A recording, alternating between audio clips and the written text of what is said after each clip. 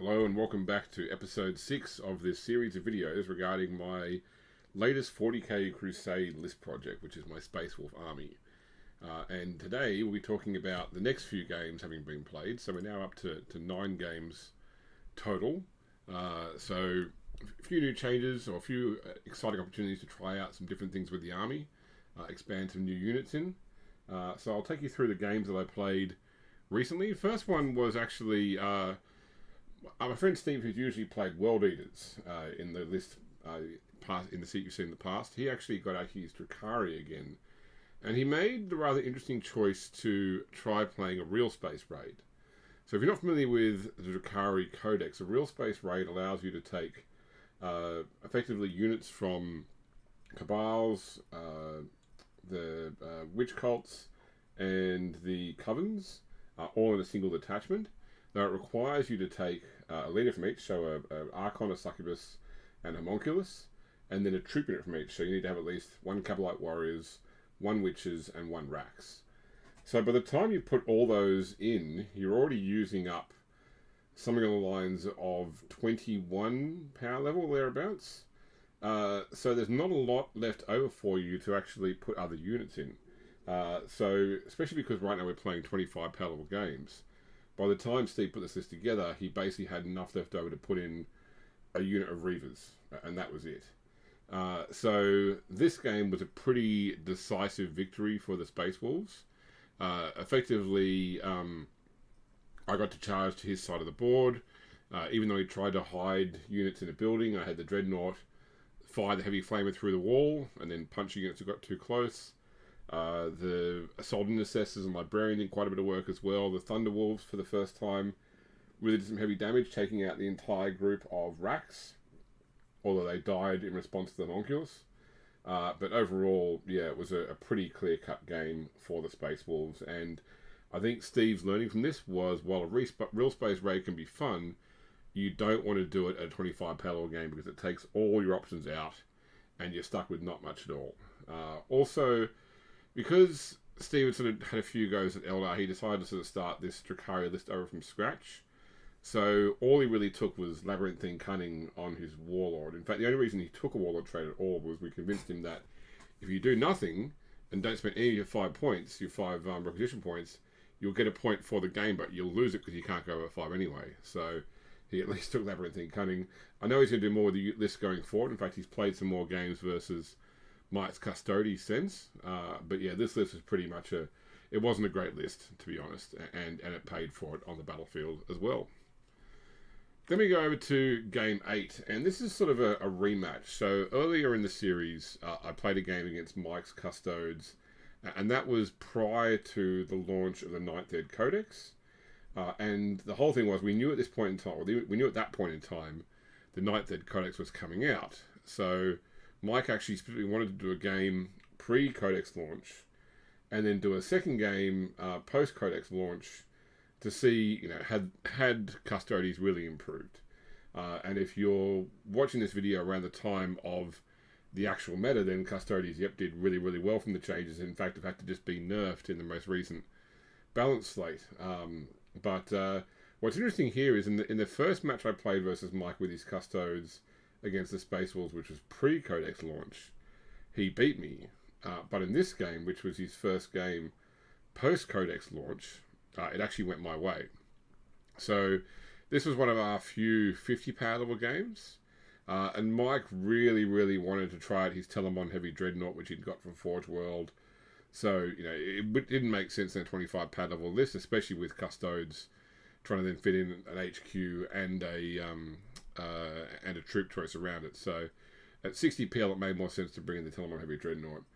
Now, I have to say, it's a pretty impressive model, and it's something of distraction card effects. So I got the first turn. I charged my Dreadnaught and my Captain across the board. My Captain currently has an aura of charge after advancing. So both the Dreadnaught and the Captain made it into combat with the Telemon first round and wiped it out. So unfortunately for Mike, he didn't get to use it at all, other than to fight Overwatch, which wasn't very effective, before it got wiped off the board. And that was 14 of his 50 power level gone pretty much straight away. So I do feel sorry for Mike. And in fact, since that game, we haven't played another 50 power level Custodes game. We only played 25 power level since, so he hasn't had a chance to reuse the Telemon since that incident. But he did get to try a few new things. I really like the Praetorian Plate now that you can give a Custodes Warlord, which allows them to basically heroically intervene anywhere on the board, once per battle, jump across to where another fight's taking place. So yeah, overall, Mike kept most of his troops near a building. He was able to gun most of my troops off the table. What really swung it though was this was my first battle using my Terminators, my new Wolfguard Terminators, and I was so used to having all the Space Wolf forces on the board at the start, I completely forgot about them until I think turn 4, or maybe it was turn 3, but I definitely missed at least one turn where I could have brought them down. And towards the end of the game, all I had left was my Longclaws. I think I was down to like 1 or 2 models left. He still had 2 squads, or 2 depleted squads of Custodes Guard along one of his characters, one of his newer shield captains he put into his list. And I brought the Wolfguard Terminators in by a deep strike. They got off their charge that turn, and they did some real work. They wiped out the character and the 2 Custodes that were left from one unit in their initial fight phase, which left Mike with just, I think, 2 models, where he killed my remaining Longfang, but then I was able to charge him in my next turn and wipe him out. So that was a tabling that gave me that game as well. So, yeah, look, it didn't go so well for Mike. There were some bad rolls, to be honest, but overall, yeah, I just think that on the day I think I had better tactics. Luck always goes both ways. I just happened to do better on that day, and thankfully I remember my Terminators because they did a lot of work. I think getting 2 or 3 kills in that game as well. So yeah, really impressed with that unit. I don't normally use Terminators, but yeah, I wanted to paint them up because they're another unique Space Wolf unit, and they did really well. Which brings me on now to game 9. So Nicky is my son, who I played against before. He's played Craftworlds previously, and he's one of the few children that I have that I can beat and not have him lose his shit and become inconsolable, so I can actually play a serious game against him, which is funny because he's not my oldest child either. He played Craftworlds last time, and he wanted to play it again this time, although he has since told me he wants to change to Drakari. But we played this game right after the launch of the new Eldar Codex. And so he got to use those new rules, he got to use Strands of Fate, he got to use all the new features. And wow, I was not prepared for how good Eldar suddenly became. He got first turn, his Howling Banshees got across the board, they wiped out my Assault Intercessors.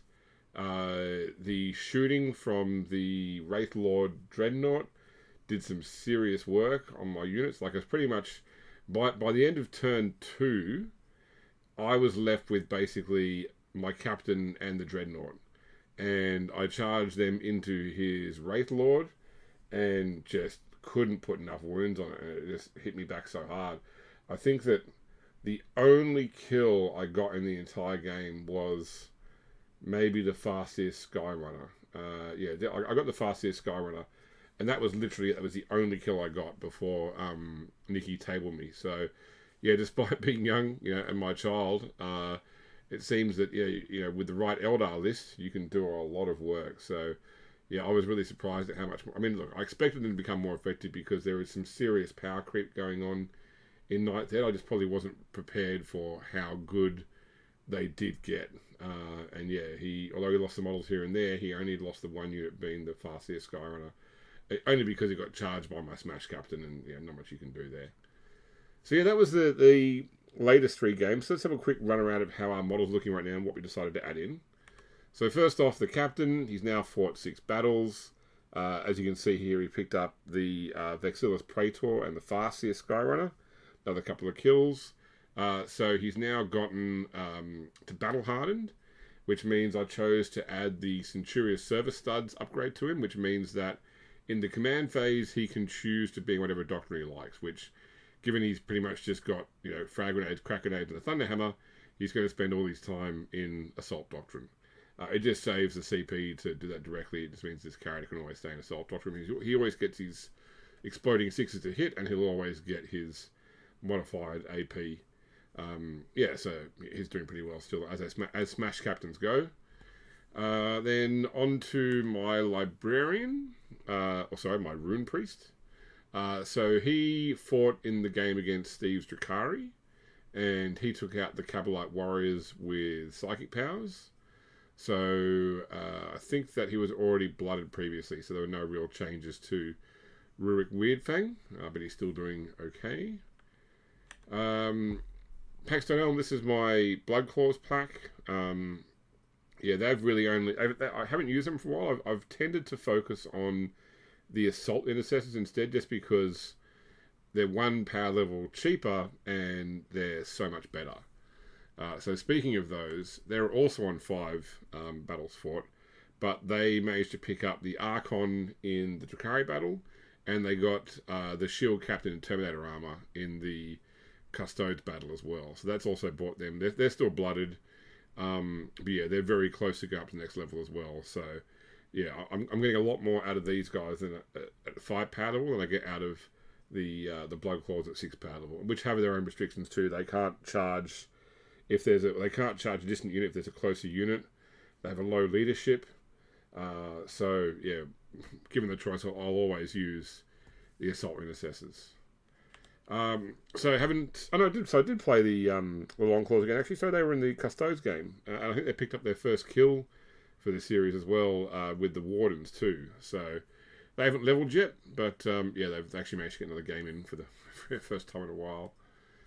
The bikes, I'm still not convinced that these are great. You know, they've got 5 toughness, they've got 3 wounds, but yeah, I've just, other than the fact they did very well in the first couple of games, I haven't been seeing a big need to take them, and they're still sitting on no kills. They've obviously killed models, they just haven't killed whole units, or at least someone else has killed the last model in the unit. But these guys are, I think, a bit of a struggle at the moment. Onto the Wolfen. They also got I think the Shield Captain kill was actually in an earlier game. But yeah, these guys are pretty much the same. They got to battle hardened, so they've now got veteran warriors. So they have the +1 weapon skill, and they're re-rolling 1s to hit, which means on the charge, every attack hits on 2s, re-rolling 1s. They're always an Assault Doctrine, so 6s explode.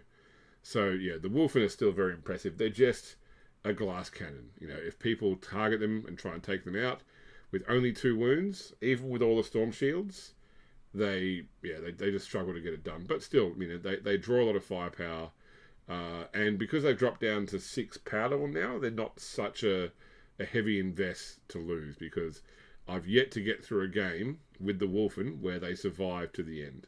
They always do damage, but they just get wiped out before the end of the game. On to Brother Uncle, my Venerable Dreadnaught. I really, really want to get this guy. I think it's 1 more XP to get him to heroic level. He wiped out the Reavers, the Witches, the Homunculus in the Drakari battle. He killed the Telemon Heavy Dreadnaught in the Custodes battle. He picked up a Mark for Greatness as well, so he is so close to hitting heroic. I want to give him Fleshbane on his axe, which will mean that when it does the sweep profile with double attacks, it'll still do 2 wounds.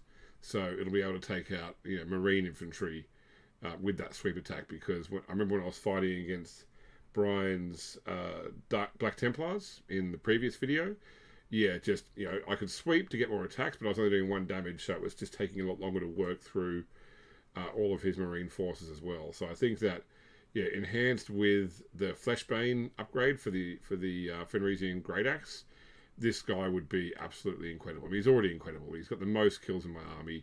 He's so hard for people to shift, just because he's got the -1 on all damage, and he's got the 6+ field rate pain for being venerable. So yeah, he's great. Wouldn't miss him. Wouldn't pass him up. He's absolutely fantastic, and just want to get him that 1 more XP so he can have that upgrade on his axe.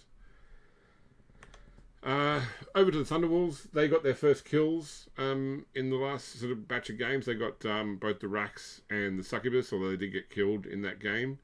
So they did get marked for greatness, and they are now blooded. So I've given them the +1 weapon skill. So once again, hitting on 2s on the charge, even with Thunderhammers. So yeah, look, these guys, they're doing pretty well. Yeah, they're not as fast as the bikes. They're only a 10-inch move as opposed to 14. They don't have the free 6-inch advance. But yeah, they've got the Thunderhammers where the bikes only have 1 Thunderhammer and 2 chainswords. So, and I like these models too. And they get the attacks from the Wolves as well. So yeah, I think these guys are pretty good. I did see that there's actually the Deadly Predators upgrade for them available in the Space Wolves Codex, which means that the teeth and claws of the dogs, or the wolves, do 2 damage, which I think will be great against heavy infantry like Marines, for example, to have the dog attacks also do 2 damage on top of the 3 damage each for the Thunderhammers. Alright, on to my Primaris Lieutenant. Still just the 1 game, 1 XP. I'm really happy with how the model looks. I just haven't had that much chance to use him. Actually, sorry, no, because this 1 game was the game versus Custodes, that's right, where I forgot that I'd given him the Armour of Russ, and Mike, who I was playing against, was nice enough to remind me that he can make an opponent fight last. So therefore, he got into combat and he pushed one of Mike's guys down the line, so the Wolfen had a chance to attack. Didn't survive for his efforts, but I think that he'll do good in future games. Once again, another character I'd like to try and get Fleshbane onto, because his 1 damage on his axe, he's just going to struggle with most of the sort of armies I tend to fight. So it would be great to get him to a higher damage, like a 2 damage axe as well. Okay, on to the Terminators. I mentioned that they had their first game. They survived. They got 3 kills. So the new shield captain, a squad of Custodian Wardens, and a squad of Custodian Guard. So yeah, coming in, getting their charge off, they did absolutely fantastically. Of course, they had to get marked for greatness as well, so that's already gotten them now to the blooded rank. And I've given them, once again, Bladesman's Honour, so they're now on a 2+ weapon skill. So even with the Thunderhammers -1 to hit on the charge, being Space Wolves, they'll still be hitting on 2s. Plus I've got a chain axe, sorry, not chain axe, a chain fist on the guy with the cyclone missile launcher as well. Plus a single storm bolter as well for a bit of extra shooting too. But primarily this is a close assault unit, and I'm really happy with how these guys did, given I don't normally use Terminators. All right, on to my Hounds of Morkai. Look, this is obviously a unit I painted more because it was a Space Wolf specific unit. I don't rate Reavers at all normally. Hounds of Morkai are a tiny bit better if you've got a Psycho Army to go against. So I did choose to bring them onto the table for the game against Nikki's Eldar. Unfortunately, second turn they got charged by Howling Banshees and destroyed in close combat, so they didn't do anything at all to his Psyker. But I still, I'll find the right path for these guys in the future, just because I like the models, and they're a bit different. They're a different colour scheme. And they're quite thematically, they're pretty cool as well. So, yeah, we've got to find their niche, but haven't found it quite just yet. So that is it for the current units. I was deciding on what to add this time. We've had quite a few paddle saved up. Requisition points. I'd mentioned that I was saving towards one of the bigger vehicles, like a Stormwolf or a Land Raider. But I thought, I might try and cover some gaps in the general forces as well. So the first one I added was a squad of aggressors. In this case, the Flamestorm Aggressors. I've always liked the aggressors, not only as models, but just in terms of their stats. I've got Boltstorm Aggressors in my Imperial Fist Army. I've got Flamestorm Aggressors in my Death Watch. I've got both types in my Ultramarines. And I just like the way that they fit with the sort of the close assault doctrine of the Space Wolves, especially the Flamestorm ones as well. So I decided to do a set of Flamestorm Aggressors. These ones, in fact, so I managed to, for the first time in a long time, organise overseas travel. So I was traveling to Las Vegas for work, and I was then going through Chicago to catch up with a friend of mine, and I only realised after I'd organised it that I was going to be in Chicago on the same weekend as Adepticon. So that was great. I could drop in. I wasn't going to play anything, obviously, but I was just going to go along and see it and buy the exclusive miniatures, for example. But anyway, before heading to Vegas, one of my kids got COVID. So I decided, to be on the safe side, to ensure I could travel, I would move out of the house and move into a hotel and sort of isolate myself from my family to make sure I wouldn't get COVID. I could then travel to the US for Adepticon and my work thing. Now, I ended up getting COVID while I was in the US and got stuck there for a bit, but what I was getting at was that this unit and the next unit I'm going to show you, I actually started painting in the hotel room in Sydney, waiting to travel while I couldn't go home to my family. So, these are COVID isolation models. But yeah, so the first one I added was the aggressors. The second unit I decided to add, so I looked at what I had already in the army and what that equated to as far as a points level goes. Like, was I close to 2,000? It turns out I was very close. And then I asked myself, could I build a battalion? And I realised I couldn't because I was missing one troops choice. I've had the Bloodclaws, I had the Assault Intercessors, but for a battalion you need three troops. So I thought, what troop can I add in? And I thought back to the game from the last video against Brian, where there were two objective markers on the centre line, and it came down to who could hold those at the end of the game, and who held them throughout the game. And we got to the point where the game ended up tied because we both had forces on one each. They all had pistols. They couldn't get within range to shoot the other side without leaving their objective, which would mean if they left it and they didn't kill the unit, they would then lose the game for either side because you wouldn't get the points in the subsequent turn. So, yeah, we ended up just sitting there looking at each other from across the way, and the game became a draw. So I thought what was missing there really was any sort of range. I've got some decent range from the long claws, but, they tend to go down relatively quickly. They're very expensive at 9 power level to utilise, so I wanted a troops choice that would give me a bit more range as well. So in the end, I just went with a standard Intercessor Squad. I could have given them standard bolt rifles to give them the 30-inch range, but I thought, look, I'm happy to go with a 24-inch because the auto bolt rifles with their 3 attacks all the time, as opposed to the rapid fire one on the auto on the regular bolt rifle. I think it's well worth the 6 inches of range. And so I also gave the Sergeant here a Power Fist. So in this case, the Sergeant is a mishmash of parts from an Intercessor Squad, an Assault Intercessor Squad, and the Space Wolves upgrade box. And then, for the other models in the unit, pretty much it's just the shoulder pads and I think one of the heads are from the Space Wolf box. But yeah, these guys are just meant to be an extra unit I could throw in there. They have some range, so if I get a mission objective, which is, hold this backfield objective or take and hold somewhere else in the field, these guys will be able to do that, and they'll still have the range to be able to engage enemy units as well, 24 inches. So that's why I bought these Intercessors in. So looking at it now, we're still sitting on the Venerable Dreadnaught being the highest number of kills and the highest number of XP. So yeah, most models now have gotten at least to the first experience level. It's really just the Long Fangs, the Primary Lieutenant, and the new models. So the Hounds of Morkai, the Aggressors, and of course the Intercessors, which haven't played a game yet. But yeah, I'm happy with how the army is coming along.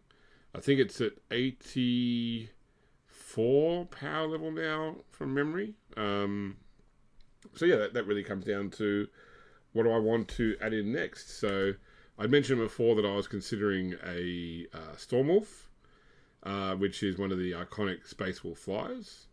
Alternatively, looking at a Land Raider, Crusader, or Redeemer. So in either case, either the Stormwolf or the Land Raider, it can transport Wolfen. So I can get the Wolfen into combat a lot faster if I happen to have a very big deployment map. So I'm just deciding now whether I want to have the Stormwolf or the Land Raider Crusader. If we win enough games, I can have both. or even just play enough games. But for now, I'm going to pick one and focus on it. So I guess you'll see which one I choose to do in the next episode. But also, I'm starting to think ahead now to what is my next project after Space Wolves. I've probably still got a couple of videos to go of Space Wolves. I want to do some more games. I want to get the Storm Wolf and potentially a Land Raider finished. But really, I'm sort of getting towards the point where I don't want to build and paint more Space Wolves because, as I said at the very start of the series, I don't actually like Space Wolves. The whole point of this project was to give myself some new challenges around painting techniques, around fur, around skin, around trying to do the army on the cheap by trying to buy second-hand parts and build stuff from my bits box. So, yeah, but otherwise I wouldn't normally choose to do Space Wolves. So now that I've sort of built enough of the iconic units, I'm thinking, okay, well, maybe it's time to pack these guys up and put them into storage. So what will my next project be? Well, if you've already looked at the slide, you would probably be able to tell it's going to be Craftworld's Eldari. I have previously run a Ulthwé army, both just in general play and also in Crusade. But it's been updated substantially since the new codex came out. And for me, I mentioned before, I'm just so over painting black armor on models. So I don't want to do it Ulthwé again. So I made the decision, even though everyone's raving about how good Ulthwé is with its battle traits, I'm going to do Biel-Tan instead. I quite like the doing white armor now that you've got Apothecary White as a tool, and I think it goes nicely with the green as well. So once I've decided I'm done with the Space Wolves, my next project will be Eldari Craftworlds Craftworlds Eldari, and of course once again I will do a similar video series where I talk about getting it together, working out what I'm going to take, where I'm going to get the parts from, how much it's going to cost, and I'll do a new video series based upon that. But I still have a little bit left to finish with the Space Wolves. I'll get the Storm Wolf or the Land Raider done. We'll get some more battles in before I decide to declare it done. But for now, I think that's pretty much my update. So I hope that you've enjoyed it. I hope that you're still enjoying this series and that you get something out of it.